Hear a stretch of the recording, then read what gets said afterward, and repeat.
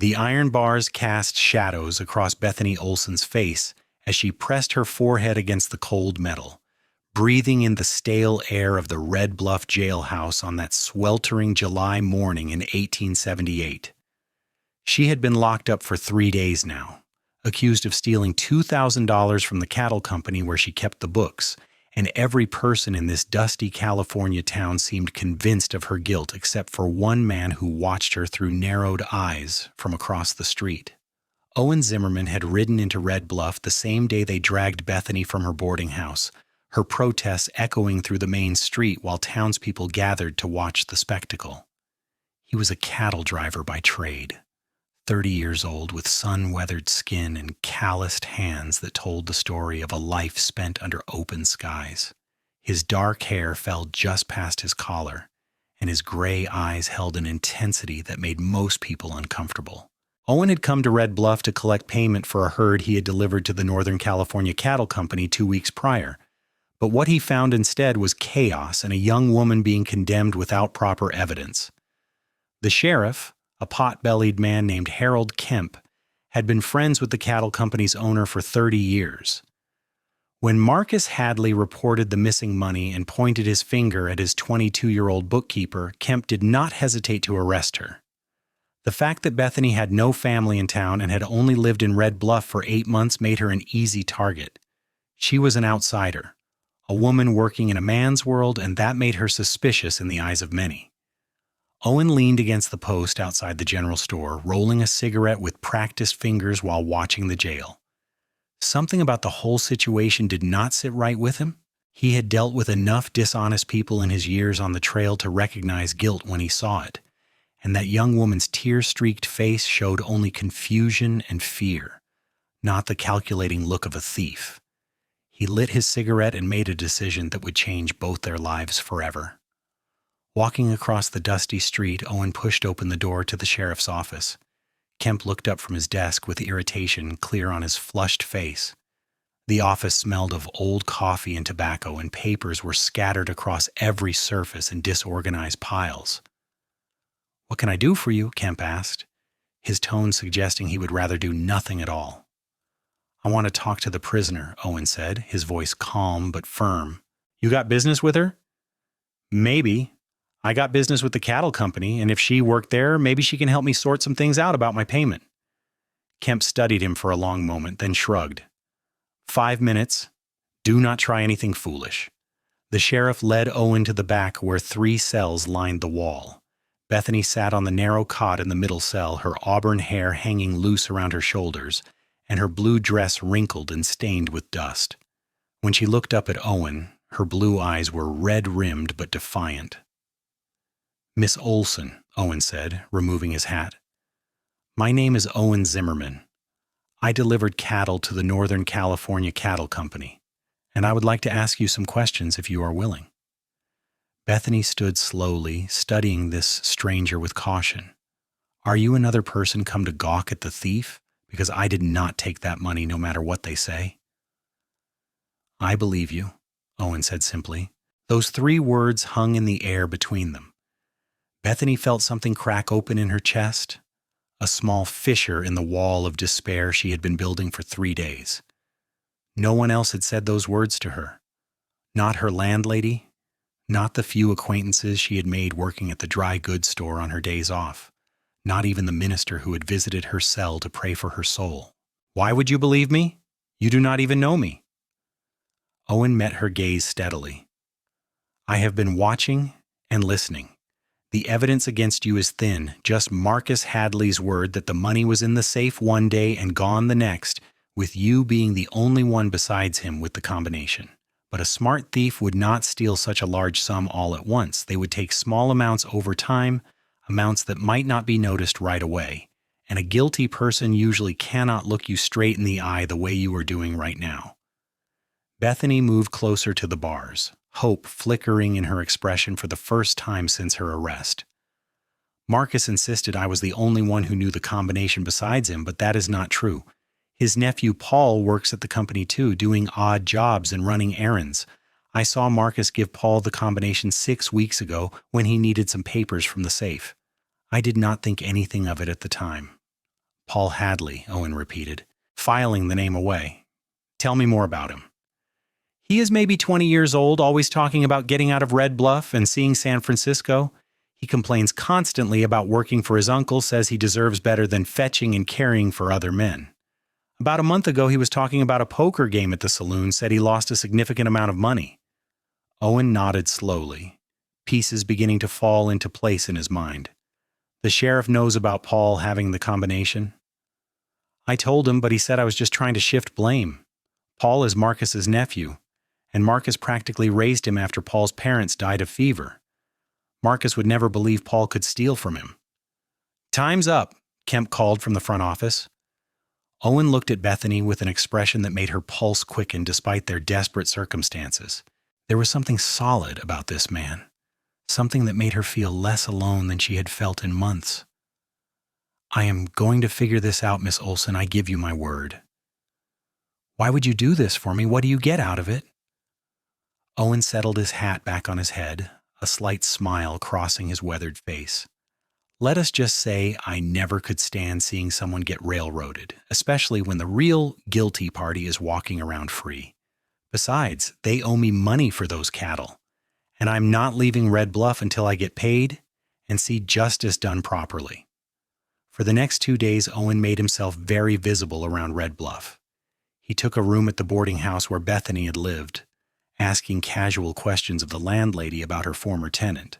He learned that Bethany had come from Sacramento after her parents died in a house fire, that she had worked hard to learn bookkeeping from an accountant there, and that she sent money every month to her younger brother who was studying to be a teacher in San Francisco. Such a quiet girl, Mrs. Henderson said, shaking her head as she served Owen breakfast. I cannot believe she would steal. She was always so careful with her own money, always making sure every penny was accounted for. Owen also spent time at the saloon buying drinks and playing cards, listening to the gossip that flowed as freely as the whiskey. It was there he first saw Paul Hadley, a lean young man with sandy hair and restless eyes that never stayed on one thing for long. Paul was dressed better than most working men in town. His boots new and his vest made of fine material that must have cost a pretty penny. That is some fancy get-up, Owen commented casually when he found himself at the same poker table as Paul. Paul glanced down at his clothes with a pleased expression. A man should take pride in his appearance. Just because we live in a dusty cow town does not mean we have to look like dusty cowboys. True enough. Must pay well, working for the cattle company. It pays terribly, Paul said, bitterness creeping into his voice. My uncle thinks family should work for practically nothing out of loyalty, but I have other sources of income, other opportunities. Owen filed that statement away and kept playing, losing a few hands on purpose to keep Paul talking.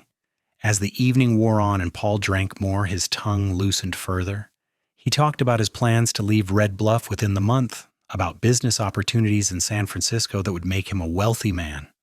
What kind of business? Another player asked. Paul tapped the side of his nose mysteriously. The kind that requires capital, which I recently came into. Let us just say that sometimes opportunities present themselves, and a smart man knows when to take advantage. Owen kept his expression neutral, but his mind was working fast. A young man suddenly flush with money, talking about leaving town right after a large sum went missing, all while his uncle's bookkeeper sat in jail for the crime. The pieces were fitting together, but Owen needed proof, not just suspicion. After the game broke up, Owen followed Paul at a distance through the dark streets. The young man was unsteady on his feet from drink, and he made his way not to his uncle's house, where Owen had learned he was supposed to be living, but to a small shack on the outskirts of town near the railroad tracks. Owen waited in the shadows for 20 minutes after Paul went inside, then quietly approached the building. The shack was poorly constructed with gaps between the boards that allowed Owen to peer inside. What he saw made his jaw tighten. Paul had lit a lamp and was counting money. Stacks of bills spread across a rickety table. The young man's expression was gleeful as he counted, his lips moving as he tallied the sum. 1,500 left, Paul muttered to himself. $500 for expenses and investments, but that still leaves plenty for San Francisco. Stupid Bethany, taking the blame so easily. Uncle Marcus was practically looking for an excuse to get rid of her anyway, said women had no business keeping books for men. Owen had heard enough. He moved away from the shack and headed straight for the sheriff's office despite the late hour. Kemp was not there, but the deputy on night duty listened with skepticism to Owen's story. "You're telling me you followed Paul Hadley and saw him counting stolen money?" The deputy, a young man named Turner, shook his head. "Even if that is true, how do we know it is the stolen money? Could be his own savings." "How many working boys in this town have $1,500 in savings?" Owen demanded. "And he admitted losing money gambling recently, so where did this cash come from all of a sudden?" "I cannot just bust into someone's property based on the word of a stranger," Turner said. "Come back in the morning and talk to Sheriff Kemp." Owen knew that by morning Paul might move the money or be warned somehow. He made a decision that could cost him dearly. "Then I'm going to sit outside that shack all night to make sure Paul does not run. If he tries to leave town with that money, I am stopping him, and you can arrest me for it if you want." He left before Turner could respond and returned to his position near the shack. The night was warm, full of the chirping of crickets and the distant howl of coyotes. Owen kept his vigil, his hand never far from the pistol at his hip.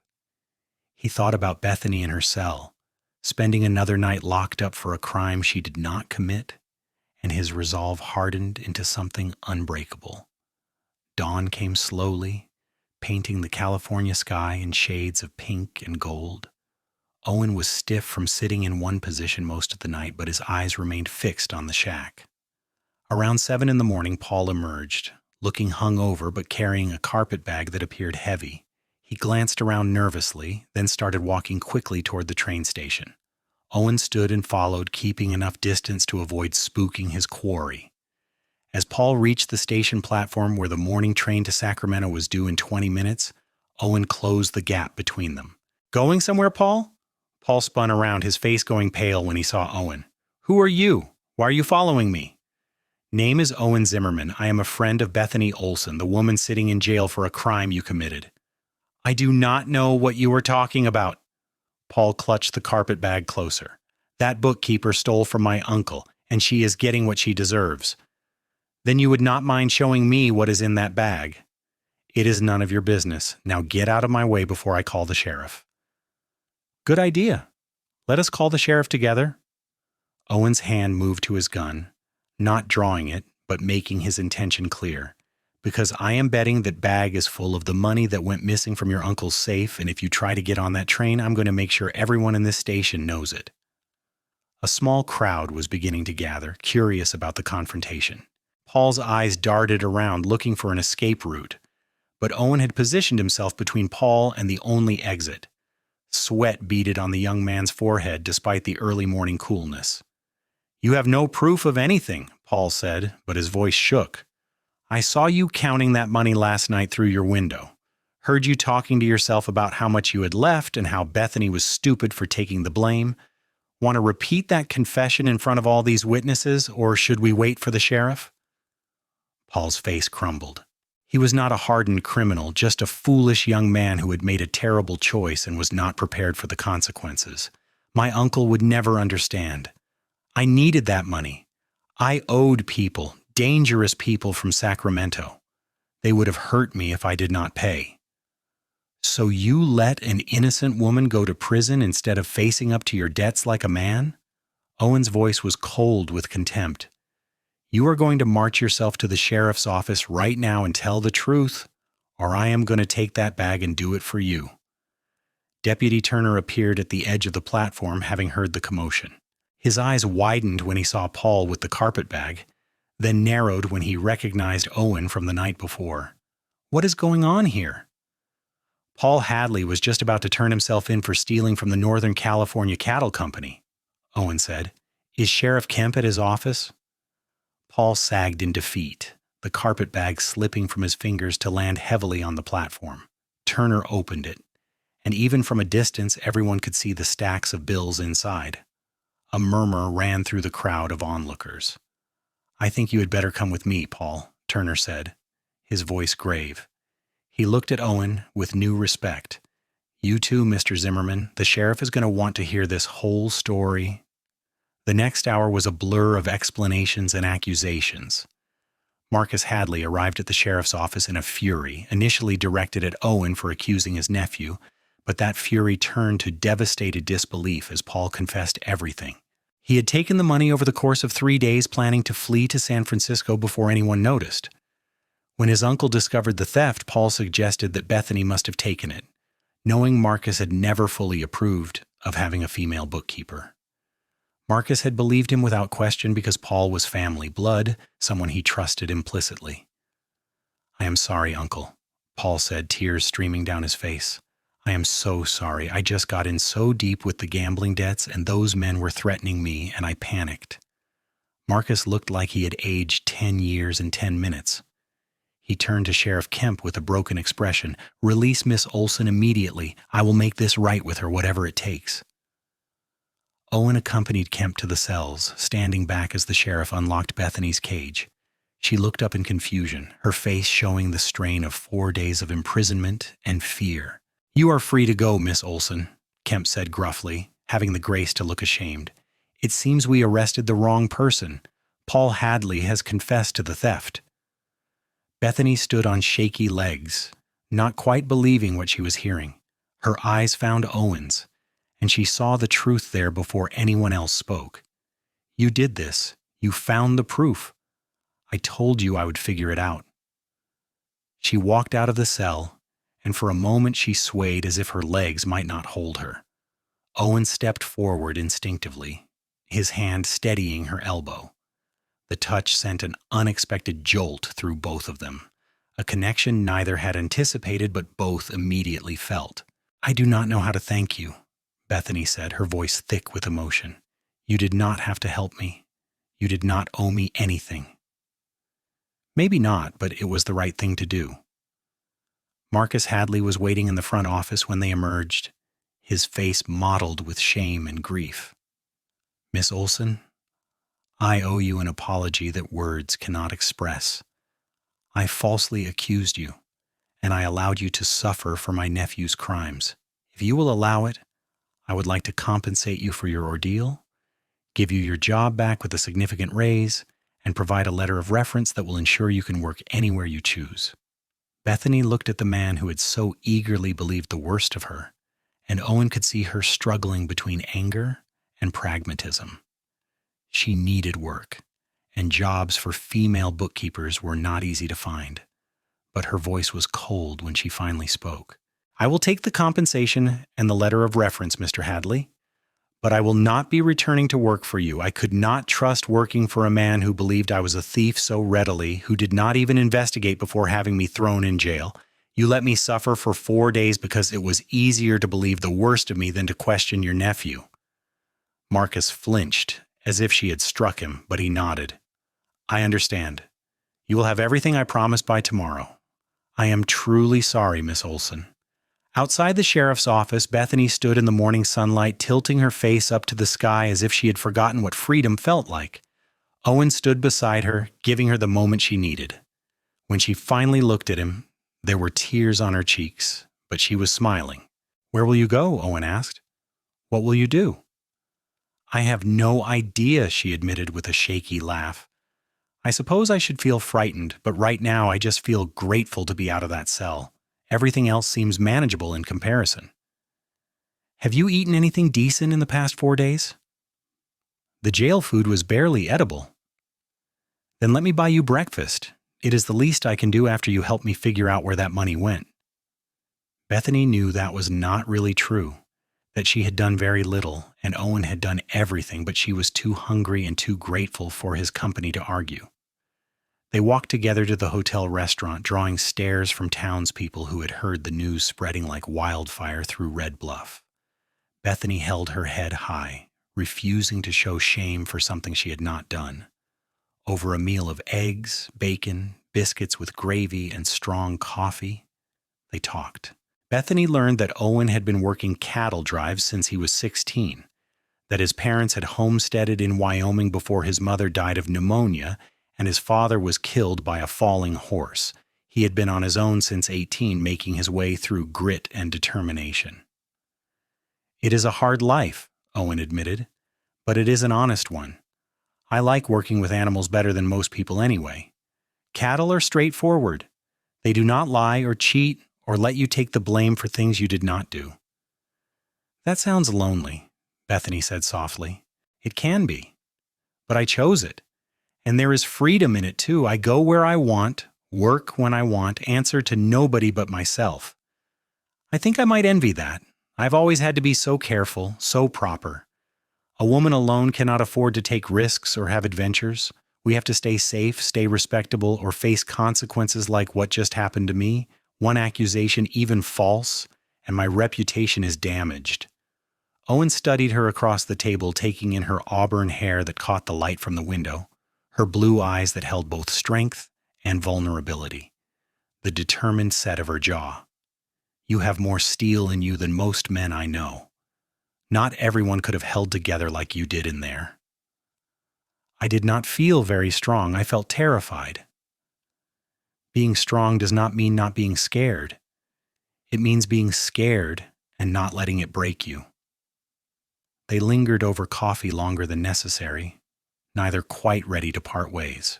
Owen felt something stirring in his chest that he had not experienced before, a desire to stay in one place if it meant staying near this woman.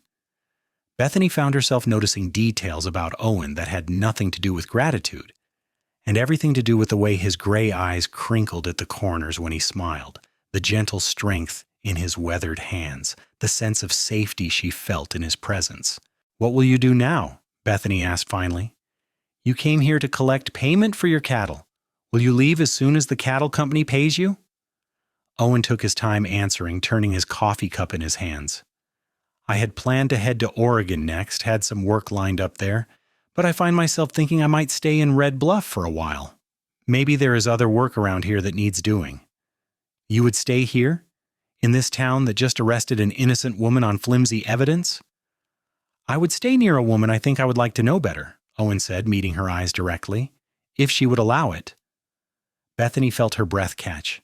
She had been courted before back in Sacramento, but those had been awkward social rituals driven by her parents' hopes for her future. This felt entirely different, real, in a way those stilted conversations had never been. "I think she might allow it. In fact, I think she would like that very much." Over the following weeks, Owen became a fixture in Bethany's life. He found work at a ranch outside Red Bluff, breaking horses and helping with the general work that always needed doing. It kept him close to town, close to Bethany, who had rented a small house on the edge of Red Bluff after refusing to return to Mrs. Henderson's boarding house. The landlady had been among those who believed her guilty, and Bethany had no desire to live under that roof again. Owen helped her move what few possessions she had, and he was there when Marcus Hadley delivered her compensation, $500 that was meant to make up for false accusations and lost wages. It was not enough to truly compensate for what she had endured, but it was enough to give her options, and that was more than she had possessed before. "You could go anywhere with this money," Owen said, as they sat on her small porch one evening, watching the sun paint the sky in brilliant oranges and reds. "San Francisco, Sacramento, even back east if you wanted. You have the skills, and now the capital to start fresh." "I could," Bethany agreed, "but I find myself wanting to stay here. Is that foolish? To stay in a town where people believed I was a thief?" "It is not foolish if you are staying for the right reasons." "And what would the right reasons be?" Owen looked at her, and the intensity in his gaze made her heart race. "Maybe because you are building something here. Maybe because running away is not the same as moving forward, or maybe because there is someone here who makes you want to stay." Bethany reached for his hand, lacing her fingers through his calloused ones. "All of those reasons sound right to me." They sat in comfortable silence as darkness fell. Crickets singing in the brush and a cool breeze carrying the scent of wild grass. It was Owen who finally spoke again, his voice thoughtful. "I need to tell you something. I'm not a man with much to offer. I have my horse, my saddle, some savings from years of work, but no property, no real home. I have always been moving, never settling. But meeting you, Watching what you went through and how you handled it, it made me think maybe it is time to stop moving. Maybe it is time to build something permanent. You do not have to change who you are for me, Bethany said gently. I would never ask that of you. I know you would not, which is part of why I want to. I've been alone by choice for a long time, telling myself I preferred it that way. But the truth is, I was just waiting to find someone worth changing for. Someone worth building a life with. Bethany turned to face him fully, her blue eyes shining in the lamplight from inside the house. Owen Zimmerman, are you saying what I think you are saying?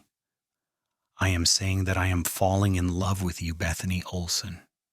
I know it has only been a few weeks, and I know you might need more time, but I have never been one for hiding the truth. You are the strongest, most remarkable woman I have ever met, and I want to spend my life proving to you that not all men are like those who let you suffer unjustly. Tears spilled down Bethany's cheeks, but she was smiling. I am falling in love with you too. I think I started falling for you the moment you said you believed me when no one else did. You saw me when everyone else just saw what they expected to see. Owen cupped her face gently in his hands and kissed her. A tender kiss, full of promise and hope. When they pulled apart, both knew something fundamental had shifted in their lives, that whatever came next, they would face it together. The remainder of summer passed in a golden haze of happiness. Owen continued working at the ranch, and Bethany found work keeping books for several small businesses in Red Bluff. Business owners who had not been quick to condemn her and who appreciated her skills. She earned back the respect of some townspeople through her diligence and honesty, though there were those who continued to view her with suspicion. Bethany learned to hold her head high regardless. Paul Hadley was tried and sentenced to 3 years in the territorial prison. Marcus sold the cattle company and moved to Sacramento, unable to bear the shame of what had happened.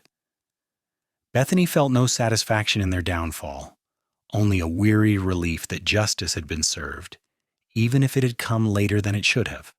On a crisp October evening, Owen took Bethany riding to a place he had discovered during his work at the ranch. It was a valley surrounded by rolling hills, with a creek running through it and oak trees providing shade. The land was wild but beautiful, full of potential. What do you think of this place? Owen asked, as they stood at the crest of a hill, looking down at the valley. It is beautiful, peaceful. It is for sale.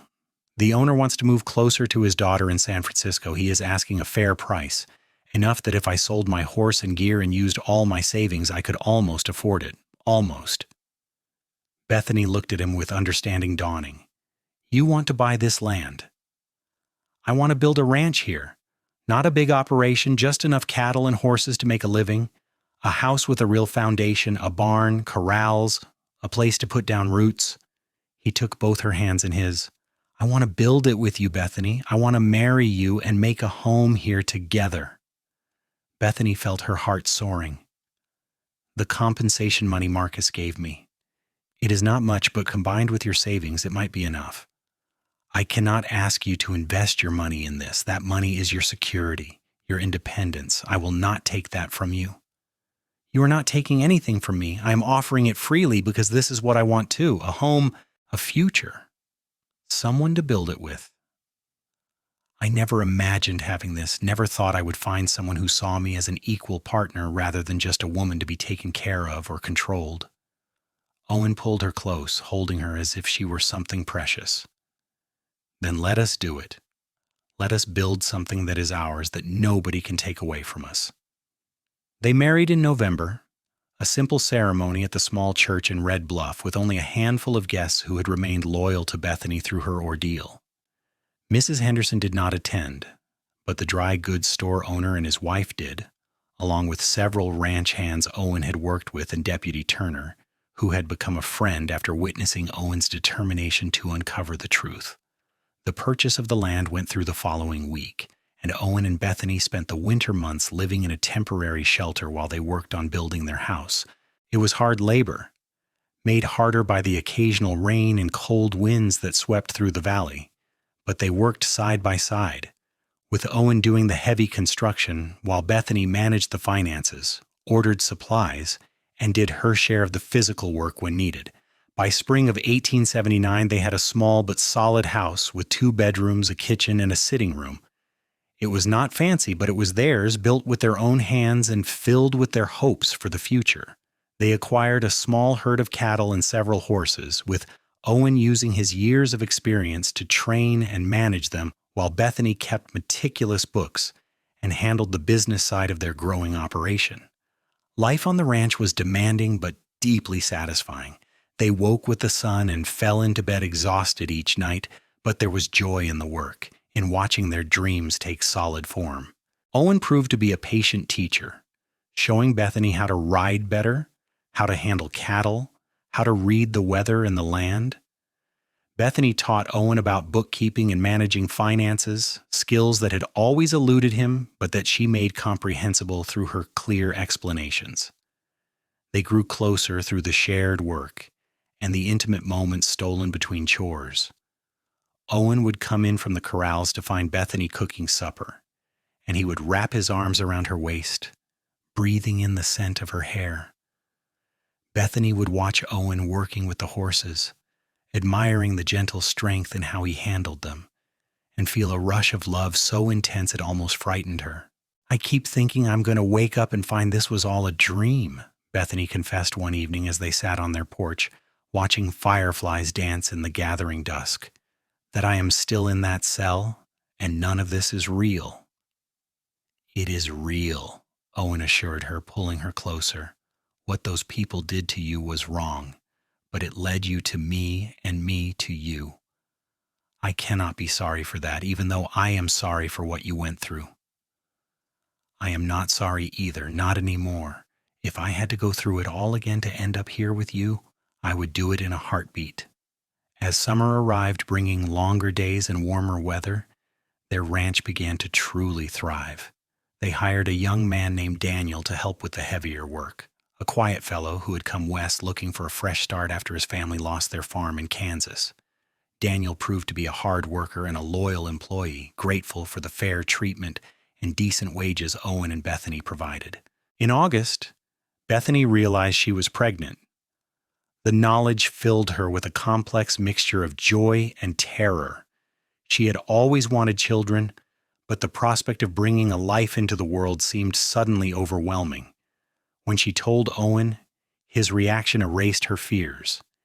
He lifted her off her feet and spun her around, laughing with pure delight, then set her down gently as if she might break. "A baby," he kept saying, wonder in his voice. "We are going to have a baby." "Are you happy?" Bethany asked, needing to hear it. Happy does not begin to cover it. Terrified, thrilled, grateful, all of it at once. "You are giving me a family, Bethany, something I never thought I would have." The pregnancy progressed smoothly through fall and into winter. Owen became almost comically protective, insisting Bethany rest more and work less, though she laughed at his concerns and continued doing what she could until her growing belly made certain tasks impossible. They spent the winter evenings preparing for the baby's arrival, with Owen building a cradle from oak wood he had carefully selected and sanded smooth, while Bethany sewed tiny clothes and blankets. Their son was born on a cold March morning in 1880, arriving with a lusty cry that echoed through the house. The midwife from Red Bluff had stayed the night when Bethany's labor started, guiding her through the long hours until dawn brought the baby into the world. When Owen held his son for the first time, tears streamed unashamedly down his weathered face. "What should we name him?" Bethany asked, exhausted but radiant. "I was thinking Thomas, after my father," Owen said. "Thomas Zimmerman. What do you think?" "I think it is perfect." Thomas proved to be a healthy, energetic baby who demanded constant attention. The first months were a blur of sleepless nights and endless feedings, but Owen and Bethany navigated the challenges together, taking turns walking the floor with their fussy son and marveling at every tiny milestone. Daniel helped pick up the slack with the ranch work, and they hired a woman from town to come twice a week to help with the heavier housework. As Thomas grew into a toddler, Bethany found herself reflecting on how much her life had changed in just 2 years. She had gone from a falsely accused prisoner with no future to a ranch owner, wife, and mother. The transformation still sometimes felt surreal, but the calluses on her hands and the weight of Thomas on her hip reminded her it was all very real. Owen flourished as a father, patient with their son's endless energy and questions. He taught Thomas about horses as soon as the boy could walk, lifting him onto gentle mares and holding him safe while the child squealed with delight. Bethany would watch them together and feel her heart swell with love for both of them.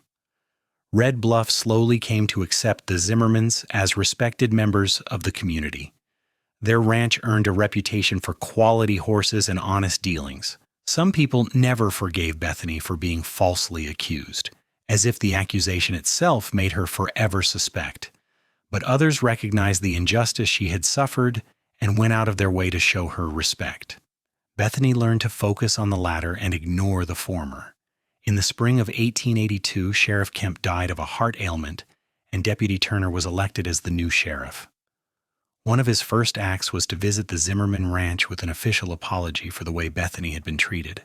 "I know it is years late and probably means nothing now," Turner said, hat in his hands, "but I am sorry for my part in your suffering, Miss. I mean, Mrs. Zimmerman, you deserved better from us, and I want you to know that things would be handled differently now." Bethany accepted his apology with grace. She had long since let go of the anger she felt toward those who had doubted her, understanding that holding on to bitterness would only poison her own happiness. "Thank you, Sheriff Turner. I appreciate you coming out here to say that." That summer brought a drought that tested everyone in the area. The creek on their property ran lower than Owen had ever seen it, and they had to carefully manage their water resources to keep the livestock and crops alive. It was a stressful time, with tempers running short and worry constant, but Owen and Bethany worked together to get through it. They drove their cattle to better grazing areas in the hills and hand-watered their garden in the early morning hours before the sun became too intense. "We will make it through this, Marine Suri," Owen said during one particularly discouraging evening when another cloudless sunset promised no relief. "We have survived worse." "Have we?" Bethany asked, exhausted and worried about their livelihood. "You survived being thrown in jail for a crime you did not commit. I survived years alone on the trail, never having a real home. We both survived everything that came before we found each other. A drought is nothing compared to that." His words gave her strength, and sure enough, the rains came in September, breaking the drought and turning their brown hills green again. The relief was immense, and that year they had particularly bountiful harvests to make up for the summer's struggles.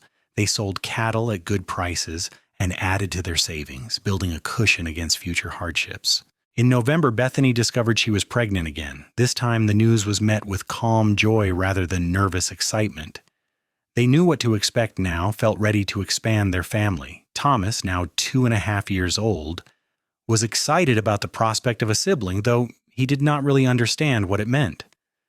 Their daughter arrived in June of 1883, born during a thunderstorm that rattled the windows and dumped rain on their thirsty land. She came faster than Thomas had, arriving before the midwife could make it from town, with Owen delivering his own daughter with shaking hands and Bethany's steady instructions guiding him. "What should we call her?" Owen asked, cradling the tiny girl with infinite tenderness.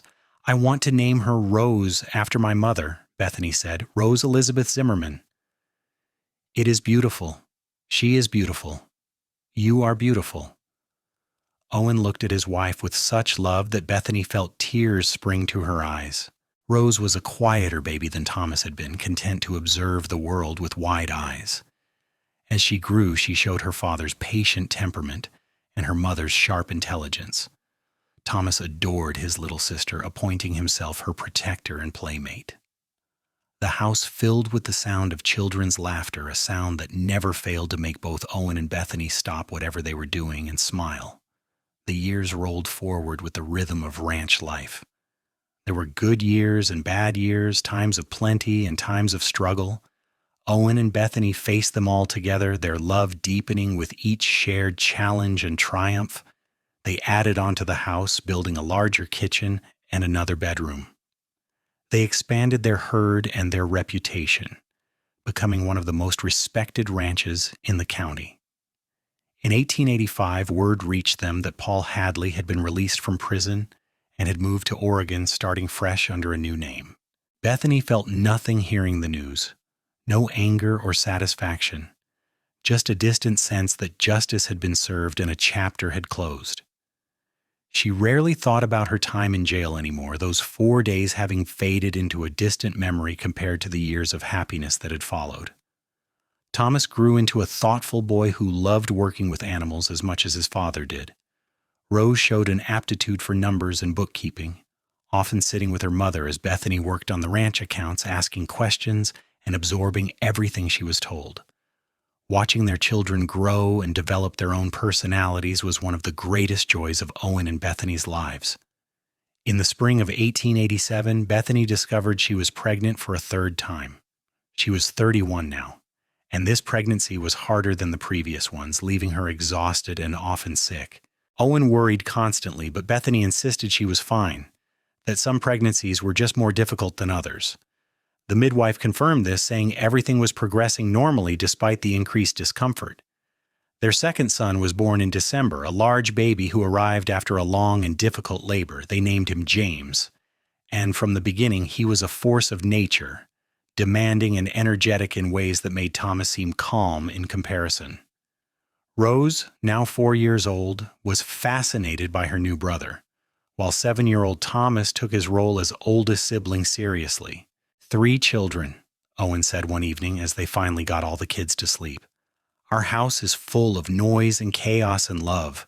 I never imagined this life was possible when I was drifting from place to place with nothing but my horse and my gear. Do you ever miss it? Bethany asked, with the freedom of the trail, going where you wanted with no responsibilities. Owen pulled her close, kissing her forehead. Not for a single second. This life we built together, this family, this home, it is worth more than all the freedom in the world. You gave me something to stay for, Bethany. You gave me a reason to build instead of just drift. We gave it to each other, Bethany corrected. I would still be that scared woman in a jail cell if you had not cared enough to find the truth. You saw me when I was invisible to everyone else. You believed in me when belief was the one thing I needed most. They sat together in the quiet house, listening to the distant sound of one of the children stirring and settling back to sleep. These moments of peace were rare and precious with 3 young children, and they savored them. As the 1880s drew toward a close, the Zimmerman ranch prospered. Daniel had married and moved to a small property adjacent to theirs, but he continued to work for them, now as a partner in many of their ventures. They ran cattle and horses together, combining their resources for greater efficiency. Owen trained some of the finest horses in Northern California, and Bethany's bookkeeping skills ensured they maximized every profit while saving for the inevitable lean years. Red Bluff itself was changing, growing from a dusty frontier town into a more settled community. The railroad had brought new commerce and new people. Some of the rougher elements that had defined the Wild West were fading, replaced by schools and churches and regular law enforcement. Owen and Bethany watched these changes with mixed feelings, nostalgic for the rougher days but grateful for the increased safety and opportunity for their children. In 1890, Thomas turned 10 and began taking on real responsibilities around the ranch. He could ride as well as any adult, handle cattle with confidence, and was learning to break young horses under his father's careful supervision. Rose, at 7, was already helping her mother with the complex bookkeeping, her mathematical mind grasping concepts that would have challenged many adults. James, at 3, was pure chaos, constantly into everything, but his sunny disposition made it impossible to stay angry with him for long. Bethany sometimes walked out to the hill where Owen had first shown her the valley that would become their ranch. From that vantage point, she could see everything they had built. The sturdy house with smoke rising from its chimney, the corrals full of horses, the barn Owen had expanded twice to accommodate their growing operation, the fields where they grew hay and vegetables. It was a far cry from the temporary shelter they had huddled in during their first winter. More than that, she could see the life they had created. She could see Thomas leading a horse to the water trough, Rose sitting on the porch with a book, James playing in the dirt with wooden toys Owen had carved. She could see Daniel and his wife approaching with a wagon full of supplies, friends as well as partners. She could see everything that mattered, everything she had gained from those dark days in a jail cell. Owen often found her at that spot, wrapping his arms around her from behind and resting his chin on her shoulder. "What are you thinking about up here?" he would ask.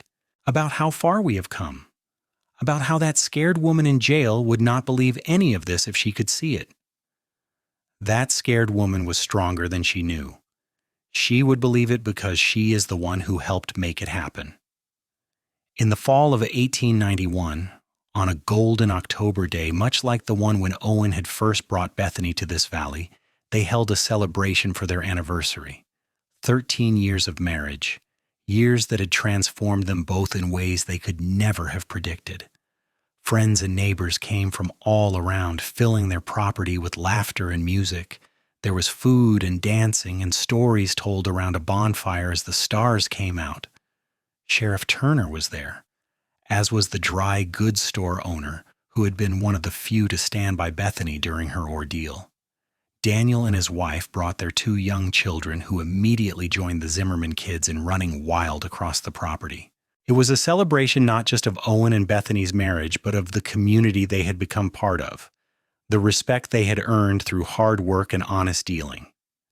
As the evening wound down and guests began departing, Owen and Bethany found themselves alone on their porch, watching the last of the wagons disappear down the road. The children were asleep inside, exhausted from the day's excitement. The night was cool and clear, full of stars. 13 years, Bethany said softly. "It feels like both forever and no time at all." "I know what you mean. Sometimes I still see that young woman in the jail cell, so scared and alone. Then I look at you now and see this strong, capable woman who runs a ranch and raises children and holds our whole world together. I could say the same about you. That cowboy who rode into town looking for payment and ended up finding so much more." Owen took her hand, studying it in the lamplight from inside the house. It was not the soft hand of the bookkeeper who had been arrested years ago. It was calloused and strong, marked by work and weather, but to him it was beautiful because it represented everything they had built together. "I would do it all again," Owen said. "Every hard moment, every struggle, every doubt, if it meant ending up here with you. Even the part where I was accused of theft and you had to hunt down the real criminal. Especially that part, because that is how I found you. That is how I discovered what it meant to fight for something that mattered, for someone who mattered." Bethany leaned her head against his shoulder, content in a way she had never imagined possible. "Do you think the children understand how lucky they are to have this life, this home, parents who love them and each other? They will when they are older. Right now they just see it as normal, which is how it should be. But someday they will look back and understand what we built here, what it means to fight for justice and love and a future worth having." The years continued their steady march forward. Thomas grew into a young man who was essentially running much of the ranch operation by the time he was 16, with Owen proudly watching his son take on more responsibility. Rose developed into a sharp-minded young woman who kept the books for not just their ranch, but for several other properties in the area, building her own reputation as a skilled accountant. James remained the wild child of the family, full of energy and mischief, but with a good heart and a gift for training dogs that proved invaluable on the ranch. In 1896, when Bethany was 40 years old, she found herself pregnant once more. The news was unexpected and a bit daunting given her age and the fact that James was already 9 years old. But Owen was delighted and Bethany found herself excited as well, though more cautious this time around. The pregnancy was difficult, as she had expected, and by the time their 4th child arrived in early 1897, Bethany was exhausted but triumphant. They had another daughter, small and delicate, with her mother's auburn hair and her father's gray eyes. "Catherine," Bethany said when she held her daughter for the first time, "Catherine Grace Zimmerman." "It is perfect," Owen said, looking at his wife with concern despite his joy. "But no more, Bethany. We have been blessed with 4 healthy children, and I will not risk you again." Bethany did not argue. She knew her own body and knew that this pregnancy had taken a toll. 4 children were more than enough, more than she had ever dreamed of having during those dark days in jail 19 years earlier. Catherine was doted on by her older siblings, particularly Rose, who was 14 and old enough to be genuinely helpful with the baby. Thomas was 19 now and courting a girl from a neighboring ranch, already talking about building his own home on a piece of the Zimmerman property. The cycle of life continued, with one generation preparing to start their own families while still being part of the whole. In 1899, Thomas married his sweetheart, Margaret, in a ceremony that filled the local church to capacity. It was a joyous occasion that reminded Owen and Bethany of their own simple wedding 20 years earlier. They helped Thomas and Margaret build a house on the eastern portion of their property, watching with pride as their son started his own family legacy. Rose, now 16, had attracted the attention of several young men in the county, but she was in no hurry to marry. She loved her work with numbers and was talking about possibly going to Sacramento to study accounting formally. Something that would have been unthinkable for a woman in the years when Bethany was young, but was becoming more possible as the new century approached. "Let her go if that is what she wants," Owen said, when Bethany expressed worry about Rose leaving. "We raised her to be strong and independent. We cannot hold her back now just because we will miss her." James, at 12, was already nearly as tall as his father and showed every sign of following in Owen's footsteps as a horseman and rancher. Catherine, at 2, was the baby of the family and thoroughly spoiled by everyone, though Owen and Bethany tried to maintain some discipline.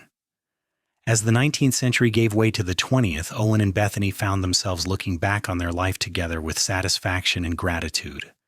They were in their 40s now, still strong and capable, but beginning to feel the effects of decades of hard work. Owen's joints ached on cold mornings, and Bethany needed reading glasses for her bookwork. But they were healthy and happy, surrounded by family and friends, respected in their community. On a warm evening in May of 1900, they walked together to the hill overlooking their valley, as they had done countless times over the years. Catherine was with her grandmother in town for the evening, and the other children were managing various aspects of the ranch work. For once, Owen and Bethany had a rare moment alone. 22 years, Bethany said, looking out at the ranch below. "Sometimes I still cannot believe all of this is real." "I know the feeling. That moment when I first saw you in that jail cell, I never imagined it would lead to all of this. I thought I was just helping someone who had been wronged. I did not know I was finding my whole future. You saved me, Owen, not just from jail, but from a life of fear and loneliness. You showed me what it meant to be truly seen, truly valued." Owen turned her to face him, his hands gentle on her shoulders. "You saved me too, though. I was just drifting before I met you, no real purpose or direction. You gave me a reason to build something lasting, to become the man I was meant to be." They kissed as the sun set over their valley, painting the sky in brilliant colors that seemed designed just for them. 22 years had passed since that July morning when Bethany pressed her forehead against the bars of a jail cell, falsely accused and alone. 22 years since Owen decided that justice mattered more than convenience, that doing the right thing was worth the effort. Everything that had followed, every joy and challenge, every child and triumph, every moment of love and partnership had grown from those seeds planted in the difficult soil of injustice made right. They had built a life that mattered, a family that thrived, a legacy that would continue long after they were gone. The stars began to appear in the darkening sky, countless points of light that had witnessed their journey from the beginning.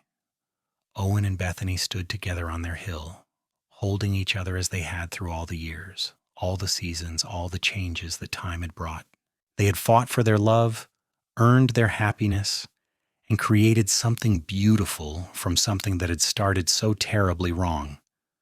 Below them, their ranch lay peaceful in the gathering darkness, lights beginning to glow in windows as their children settled in for the evening. Horses moved in the corrals, cattle lowed in distant fields, and somewhere a dog barked once and fell silent. It was home, hard-won and deeply cherished, a testament to the power of truth, justice, and love. As they walked back down the hill hand in hand, Owen and Bethany knew that whatever challenges the new century might bring, they would face them together. They had survived the worst and built the best, and their story, born from false accusation and brought to fruition by a cowboy's determination to make the right person suffer the consequences of their crimes, had become a love story that would endure through all their remaining days and beyond. In the children and grandchildren who would carry their legacy forward into the future they had fought so hard to secure.